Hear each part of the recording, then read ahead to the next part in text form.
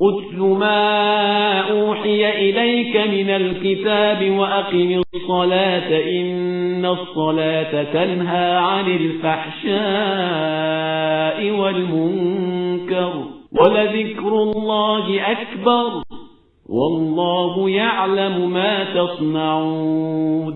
آپ جس کتاب کی آپ کی طرف وحی کی گئی ہے اسے پڑھ کر سنائیں اور نماز قائم کریں کہ نماز ہر برائی اور بدکاری سے روکنے والی ہے اور اللہ کا ذکر بہت بڑی شے ہے اور اللہ تمہارے کاروبار سے خوب باخبر ہے. بسم اللہ الرحمن الرحیم. الحمدللہ رب العالمین وصلی اللہ علی محمد وآلہ الطاہرین.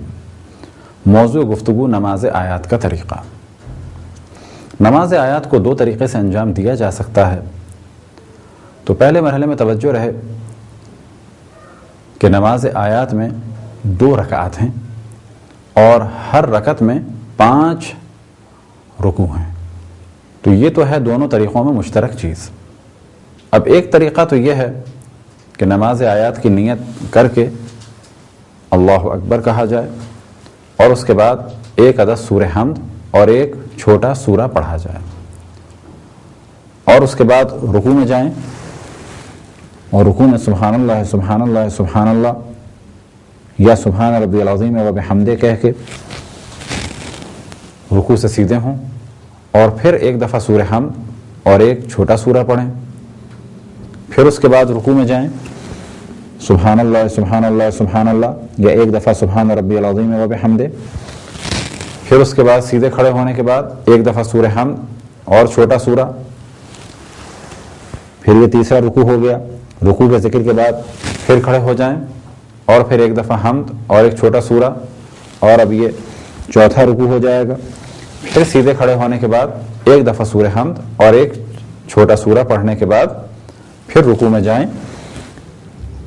یہ ہو گئے 5 رکوع اور اس کے بعد سیدھے کھڑے ہونے کے بعد اللہ اکبر کہہ کے سجدے میں جائیں.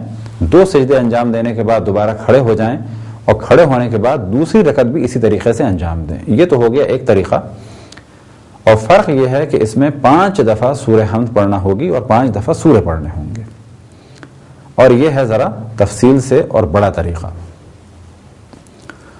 دوسرا طریقہ یہ ہے کہ ہم نیت کریں نماز آیات کی اللہ اکبر کہہ کے اور اس کے بعد سورہ حمد پڑھیں اور سورہ حمد پڑھنے کے بعد ایک چھوٹا سورہ شروع کریں اور اس چھوٹے سورے کو 5 حصوں میں تقسیم کر دیں. مثال کے طور پہ سورہ حمد پڑھی اور اس کے بعد کہا اور نیت کی ذہن میں رکھا کہ ہم اب سورہ توحید پڑھیں گے اور اس کے بعد پڑھا بسم اللہ الرحمن الرحیم اور پھر رکوع میں چلے گئے. یہ پہلا رکوع. قل هو اللہ احد سبحان ربی العظیم و بحمدہ. یہ دوسرا رکوع. اللہ الصمد. پھر تیسرا رکوع. لم یلد ولم یولد. پھر چوتھا رکوع. وَلَمْ يَكُنْ لَهُ كُفُوًا أَحَدٌ. اور پھر یہ 5واں رکوع. پھر سیدھے کھڑے ہوئے اور 2 عدد سجدے انجام دیے. سجدے کے بعد دوبارہ کھڑے ہو کے ایک سورہ حمد اور ایک چھوٹے سورے کو 5 حصوں میں تقسیم کر کے ہر دفعہ ایک آیت کا اس کا حصہ پڑھا اور اس کے بعد رکوع کیا.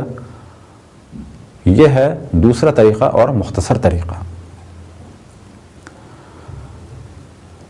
ہر دفعہ اللہ اکبر کہنا مستحب نہیں ہے، البتہ دوسرے رکوع کے بعد ایک دفعہ قنوت مستحب ہے، پھر چوتھے کے بعد، پھر چھٹے کے بعد اور پھر 8ویں کے بعد اور پھر 10ویں دفعہ. اسی طرح سے سمع اللہ لمن حمدہ 5ویں دفعہ میں اور 10ویں دفعہ میں یعنی آخری رکوع میں مستحب ہے. اب کچھ مسائل کی جانب توجہ رکھیں کہ اگر جان بوجھ کے ایک بھی رکوع زیادہ کر دیں یا کم کر دیں نماز باطل ہو جائے گی. اگر یہ شک ہو جائے کہ یہ پہلی رکعت کا پہلا رکوع ہے یا دوسری رکعت کا کوئی رکوع ہے اور پھر کسی بھی جگہ ذہن نہ پہنچ پائے نماز باطل ہو جائے گی. اسی طریقے سے اگر ایک رکوع رہ جائے یا ایک رکوع زیادہ ہو جائے بھولے سے تو ایسی صورت میں بھی نماز باطل ہو جائے گی. فرض کریں کہ آپ نے ایک رکوع کیا، دوسرا کیا، تیسرا کیا، چوتھا کیا، پانچواں کیا اور پھر چھٹا رکوع کر دیا، تو جیسے ہی آپ نے چھٹا رکوع کیا نماز باطل ہو جائے گی اور نماز دوبارہ پڑھنی ہوگی۔ یہ دو طریقے بیان کیے۔ اب سوال کے ذہن میں آ سکتا ہے کیا یہ ممکن ہے کہ پہلی رکعت پہلے طریقے کے مطابق پڑھیں اور دوسری رکعت دوسرے طریقے کے مطابق پڑھیں؟ تو جواب یہ ہے کہ یہ کام بھی انجام دیا جا سکتا ہے، نماز ہو جائے گی۔ خداوند تبارک و تعالیٰ سے دعا ہے کہ بحق محمد و آل محمد ہمیں اپنے رسول اپنی حجتوں خصوصاً امام زمان علیہ الصلوۃ والسلام کی معرفت اور اطاعت کی توفیق عطا فرمائے۔ وصلی اللہ علی محمد و آلہ الطاہرین۔